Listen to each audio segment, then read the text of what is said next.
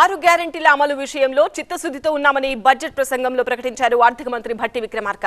అయితే 100 రోజుల్లో గ్యారెంటీల అమలు ఊసేలేదని కౌంటర్ ఇచ్చారు మాజీ మంత్రి హరీష్ రావు. సంపూర్ణ ప్రజా సంక్షేమమే కాంగ్రెస్ ప్రభుత్వ ప్రణాళిక. అందుకే 6 హామీలు ప్రజల ముందు ఉంచి వారి ఆమోదంతో ఈ శాసనసభ వేదిక ద్వారా వాటిని అమలు చేసేందుకు మా ప్రణాళికను మీ ముందు ఉంచుతున్నాం.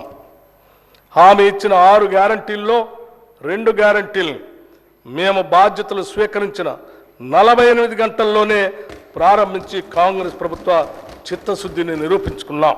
గృహజ్యోతి పథకం ద్వారా అర్హులైన వినియోగదారులందరికీ నెలకి 200 యూనిట్లు ఉచిత విద్యుత్తును అందించడానికి మరియు అర్హులైన వినియోగదారులకి 500 రూపాయలకే వంట గ్యాస్ సిలిండర్లు సరఫరా చేసే పథకాలకి మరో ముందడుగు వేశాం.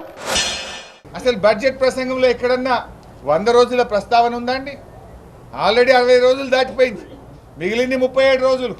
మరి ఎక్కడన్నా బడ్జెట్లో గౌరవ ఆర్థిక మంత్రి గారు చెప్పిన ప్రసంగంలో 100 రోజుల్లో మేము ఇచ్చిన హామీలు అమలు చేస్తామనే ప్రస్తావన ఎక్కడన్నా ఉన్నదా? అంటే దాన్ని బట్టి ఇప్పుడే కాంగ్రెస్ పార్టీ చేతులు ఎత్తేసింది.